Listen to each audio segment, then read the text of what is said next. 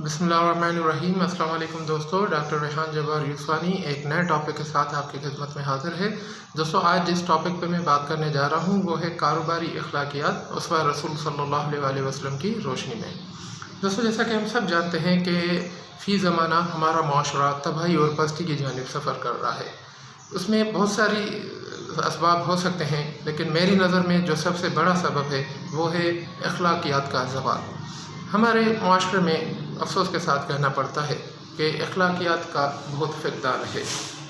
रोज़मर्रा की ज़िंदगी में और कारोबार में हर तरह के मामलात में जो है हम अखलाकियात से कोसों दूर जा चुके हैं। लेकिन इस वक्त जो मेरा कंसर्न है वो कारोबार के हवाले से है, ख़रीद व फ़रोख्त तजारत के हवाले से है। दोस्तों, कुछ अरसा पहले अभी हाल ही में एक आलिम दीन ने मीडिया पे आके एक बात कही थी कि हमारी कौम के ज़वाल का सबब जो है एक वो झूठ बोलना भी है, क्योंकि हम सब जो है झूठ में मुब्तला है। तो एक तूफ़ान उठ गया था, पूरी कौम जो है एक तूफ़ान बदतमीज़ी उसने खड़ा कर दिया था आलिम दीन के ख़िलाफ़, और आखिरकार आलिम दीन को आके माज़रत करनी पड़ी, हालांकि वो अपनी बात में बिल्कुल सच्चे थे।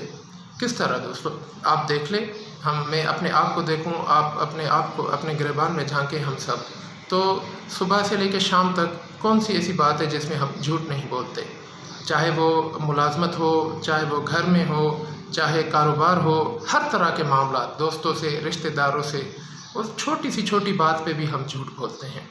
लेकिन वही जब आईना एक आलिम दीन ने हमको दिखाया तो हम जो है अपने गिरबान में झांकने की बजाय उसी पे चढ़ डोले। बहरहाल दोस्तों, ये एक अलग बहस है। आज मैं बात करने जा रहा हूँ कारोबारी अखलाकियात पे कि कारोबार में जो लोग हम जो झूठ बोलते हैं अपना मुनाफा रखने के लिए, अपने कारोबार को बढ़ाने के लिए, उस पे उसवा रसूलुल्लाह सल्लल्लाहु अलैहि वसल्लम की रोशनी में किस तरह तर्ज़ अमल हमारा होना चाहिए और क्या वईद आई है नबी करीम सल्लल्लाहु अलैहि वसल्लम की तरफ से। दोस्तों, कारोबार में झूठी कस्में खाने का आजकल बहुत रवाज है। आप जिस दुकान पे चले जाएं, कपड़े की दुकान हो, चाहे किसी भी तरह की जो है ख़रीदो फ़रोख्त आप करने जाएँ, गाड़ियों का शोरूम हो, वहाँ पे भी आप जाएँ तो लोग जो है बात बात पे झूठ बोलते हैं और झूठी कस्में खाते हैं। झूठी कस्में खाकर जो है आपको चीज़ बेचते हैं।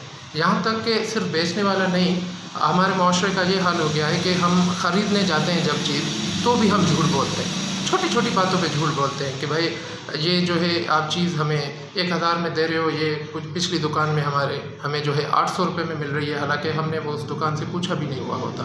दुकानदार झूठ बोल रहा होता है कि ये चीज़ मेरी जो है ख़रीद की हुई 1000 रुपये में है, लेकिन मैं आपको जो है, आप मेरे अच्छे कस्टमर हो, पोटेंशियल कस्टमर, तो मैं आपको ये 900 में दे रहा हूँ, 100 रुपये नुकसान खा रहा हूँ कसम से। तो बात बात पे हम झूठी कस्में खा रहे होते हैं ना। मतलब इतनी सारी मिसालें हैं कि मैं बयान करने बैठूं तो ये 1 घंटे की वीडियो हो जाए, लेकिन वो भी मिसालें पूरी ना हो। बहरहाल मैं इस पे जो है अपने कारोबारी भाइयों से, मैं भी छोटा मोटा कारोबार करता हूं और ये ज़ाहिर सी बात है अपने लिए भी है, मेरे लिए भी है। तो मैं हुज़ूर सल्लल्लाहु अलैहि वसल्लम की चंद अहादीस मुबारक यहाँ पे कोट कर देता हूँ कि कारोबार में झूठी कस्में खाने और झूठ बोलने पे कितनी वईद आई है और किस हिसाब से ममानियत है। तो दोस्तों, नबी करीम सल्लल्लाहु अलैहि वसल्लम जिनने फरमाया, इरशाद पाक है, सही मुस्लिम की हदीस कोट हुई है सही मुस्लिम में, कि झूठी का अपना माल बेचने के लिए झूठी कस्में खाने से बचो, क्योंकि ये चीज़ वक्ती तौर पे तो मुनाफा बख्श होती है, लेकिन आखिरकार उसमें से बरकत उठा ली जाती है। ये एक हदीस नबी करीम सल्लल्लाहु अलैहि वसल्लम की है।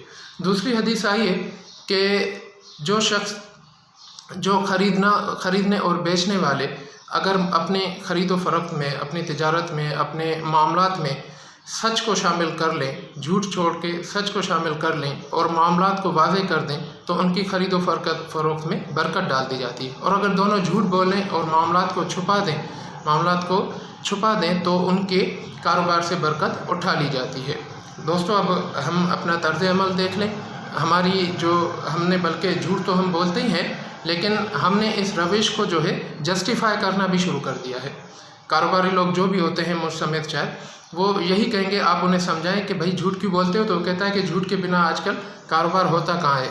झूठ तो एक किस्म का हमने इसको फ़न बना लिया, आर्ट बना लिया है जीने का, या कारोबार का एक, हम उसे आर्ट कहते हैं। जो कारोबारी शख्स, जो भी दुकानदार, जो भी ताजर ज़्यादा खूबसूरत तरीके से झूठ बोलता है, मीठे अल्फाज में जो झूठ बोलता है, हम उसको कामयाब कारोबारी करार देते हैं और उसको ज़ाहिरी तौर पे फ़ायदा भी हो रहा है। इस हदीस में भी ये चीज़ वाज़ेह है کہ وقتی طور پہ تو یہ چیز منافع بخش معلوم ہوتی ہے، لیکن کاروبار سے برکت ختم کر دی جاتی ہے، یعنی وہ مصیبتوں میں مبتلا ہو جاتا ہے، وہ اندیکھے حالات اس کے اوپر صادر ہو جاتے ہیں۔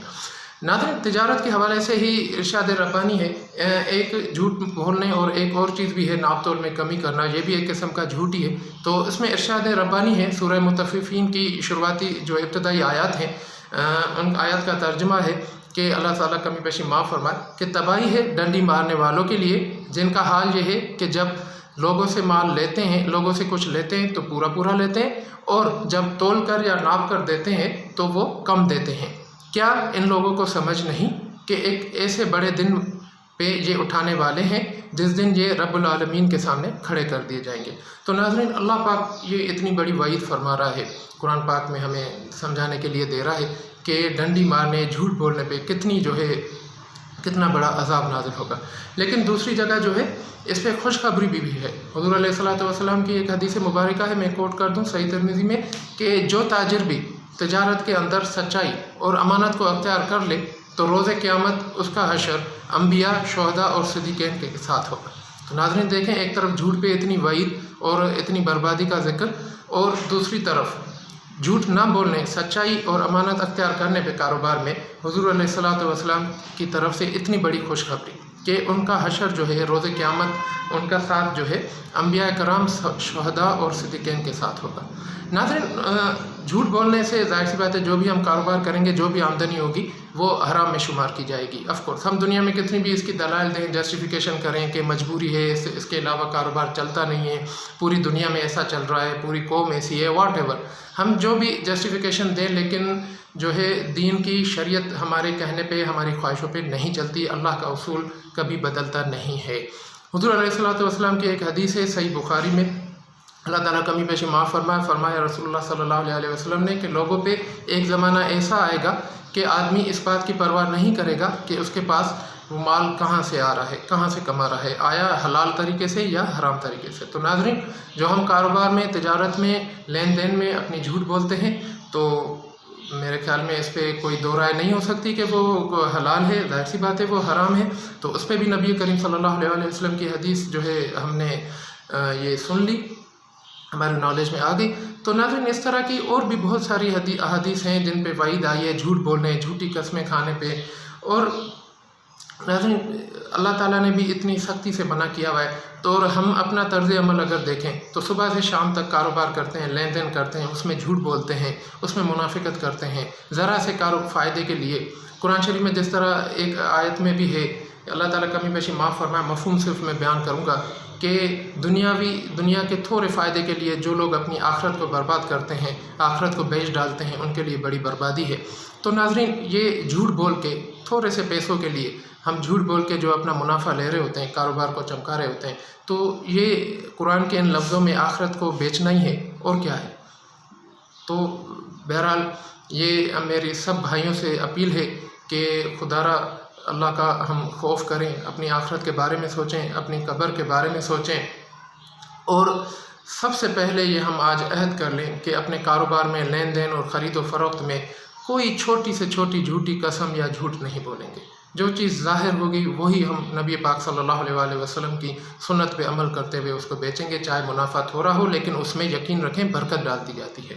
تو اللہ پاک سے دعا ہے کہ اللہ پاک مجھے، آپ کو، ہم سب بھائیوں بہنوں کو جھوٹ بولنے سے بچنے کی توفیق عطا فرمائے، اپنے کاروبار کو سنت رسول صلی اللہ علیہ وسلم کے طریقے پہ چلانے کی توفیق عطا فرمائے، اور جو بھی جتنے بھی حرام ذرائع ہیں ان سے بچنے کی توفیق عطا فرمائے، اور رزق حلال کمانے کی توفیق عطا فرمائے۔ دوستو، یہ ویڈیو میں اگر آپ میری باتوں سے متفق ہیں تو پلیز اس کو شیئر کیجیے گا تاکہ زیادہ سے زیادہ لوگوں تک یہ پہنچ سکے۔